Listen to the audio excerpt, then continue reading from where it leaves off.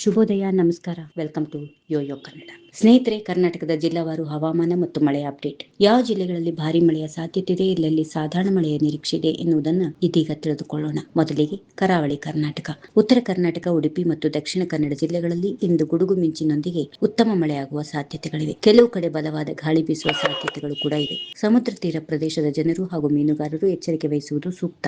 ಮಲೆನಾಡು ಭಾಗಗಳಲ್ಲಿ ಈಗ ಹವಾಮಾನ ವರದಿ. ಶಿವಮೊಗ್ಗ, ಚಿಕ್ಕಮಗಳೂರು, ಹಾಸನ ಹಾಗೂ ಕೊಡಗು ಜಿಲ್ಲೆಗಳಲ್ಲಿ ಹಲವು ಕಡೆ ಸಾಧಾರಣದಿಂದ ಉತ್ತಮ ಮಳೆಯಾಗುವ ನಿರೀಕ್ಷೆ ಇದೆ. ಗುಡ್ಡ ಪ್ರದೇಶಗಳಲ್ಲಿ ಸಂಚರಿಸುವವರು ರಸ್ತೆ ಪರಿಸ್ಥಿತಿಯನ್ನು ಗಮನಿಸಿ ಪ್ರಯಾಣ ಮಾಡಿ. ಬೆಂಗಳೂರು ನಗರ, ಬೆಂಗಳೂರು ಗ್ರಾಮಾಂತರ, ರಾಮನಗರ, ಮಂಡ್ಯ, ಮೈಸೂರು, ತುಮಕೂರು, ಚಾಮರಾಜನಗರ ಹಾಗೂ ಕೋಲಾರ ಜಿಲ್ಲೆಗಳಲ್ಲಿ ಮೋಡ ಕವಿದ ವಾತಾವರಣದೊಂದಿಗೆ ಕೆಲವು ಕಡೆ ಗುಡುಗು ಸಹಿತ ಮಳೆಯಾಗುವ ಸಾಧ್ಯತೆ ಇದೆ. ಸಂಜೆಯ ವೇಳೆಯಲ್ಲಿ ಮಳೆಯ ಪ್ರಮಾಣ ಹೆಚ್ಚಾಗುವ ಸಾಧ್ಯತೆ ಇರೋದ್ರಿಂದ ವಾಹನ ಸವಾರರು ಜಾಗರೂಕರಾಗಿ ಇರಬೇಕು.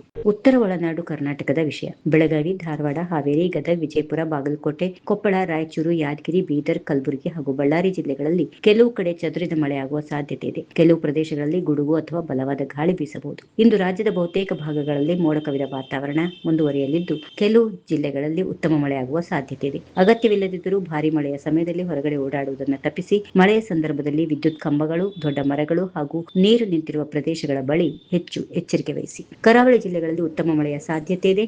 ಮಲೆನಾಡು ಪ್ರದೇಶಗಳಲ್ಲಿ ವ್ಯಾಪಕ ಮಳೆಯ ನಿರೀಕ್ಷೆ ಇದೆ. ಬೆಂಗಳೂರು ಸೇರಿದಂತೆ ದಕ್ಷಿಣ ಒಳನಾಡಿನಲ್ಲಿ ಸಂಜೆಯ ವೇಳೆಗೆ ಗುಡುಗು ಸಹಿತ ಮಳೆಯ ಸಾಧ್ಯತೆ ಇದೆ. ಉತ್ತರ ಒಳನಾಡಿನಲ್ಲಿ ಚದುರಿದ ಮಳೆ ಹಾಗೂ ಬಲವಾದ ಗಾಳಿಯ ಸಾಧ್ಯತೆಗಳು ಇವೆ. ಇದು ಕರ್ನಾಟಕದ ಜಿಲ್ಲಾವಾರು ಹವಾಮಾನ ಮತ್ತು ಮಳೆಯ update. If you like this video, ಬೇಗ ಲೈಕ್ ಮಾಡಿ, ಕಾಮೆಂಟ್ ಮಾಡಿ, ಶೇರ್ ಮಾಡಿ ಹಾಗೂ ಯೋಯೋ ಟಿವಿ ಕನ್ನಡವನ್ನು ಸಬ್ಸ್ಕ್ರೈಬ್ ಮಾಡಿ.